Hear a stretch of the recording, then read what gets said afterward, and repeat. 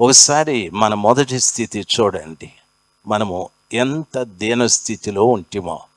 మనల్ని ఎవరు పట్టించుకునేవారు కాదు. ఎందుకంటే ఈ దేశంలో ఉన్న కొన్ని పనికిరాని కార్యాలు, కులము, మతము, జాతి, పేదరికము, ఇలాంటివి మనల్ని ఇంకొకరితో కలవనివ్వలేదు. మనతో ఇంకొకరు కలవలేదు. ఎందుకు కలవలేదంటే వాడు పేదవాడు అని, ఎందుకు కలవలేదంటే వాడు జాతి హీనుడు అని, వానికి కులం లేదని. ఈ రీతిగా ఈ వ్యవస్థలో మనల్ని ఎందరో దూరం చేశారు. అయితే దేవుడు మనల్ని ప్రేమించాడు. దేవుడు మనల్ని ప్రేమించి ఆయన దగ్గరికి మనల్ని తీసుకొని, మొదట ఆయన మన పట్ల చేసిన కార్యం, మన స్థితిని చూడలేదు, మన పరిస్థితులను చూడలేదు, మన జాతిని చూడలేదు, మన రంగు చూడలేదు. ఏది చూడకుండా ప్రభు మనల్ని ఆయన వద్దకు తీసుకొని ఆయన మనల్ని ప్రేమించాడు.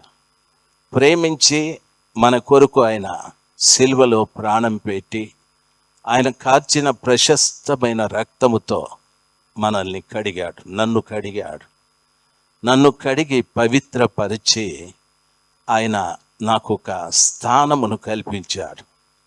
నాకు ఒక పని ఇచ్చాడు, నాకు ఒక స్థానం ఇచ్చాడు, నాకు పని ఇచ్చాడు.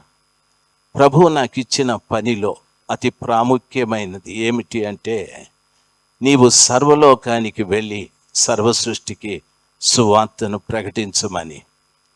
అలాగంటే ఏం ప్రభువా అని అడిగితే, నీవు ఎటువంటి పరిస్థితుల్లో నా దగ్గరికి వచ్చావో, నేను నీకు ఏం చేశానో, నిన్ను ఏ ఏ విషయములలో కడిగి శుద్ధీకరించానో, ఇప్పుడు నీవు ఎంత పవిత్రంగా జీవిస్తున్నావో, నిజాయితీగా జీవిస్తున్నావో, భయభక్తులు కలిగి జీవిస్తున్నావో, ఈ విషయాలు నీ పక్క వారికి చెప్పు.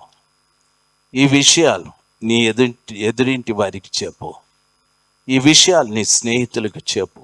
నిన్ను బట్టి నీ ఎదురుగా ఉన్నవారు, నిన్ను బట్టి నీ ప్రక్కవారు నన్ను సొంత రక్షకుడుగా వారు అంగీకరించాలి అని ప్రభుల వారు ఈ సమాజంలో మనల్ని సాక్షుల్నిగా పెట్టాడు.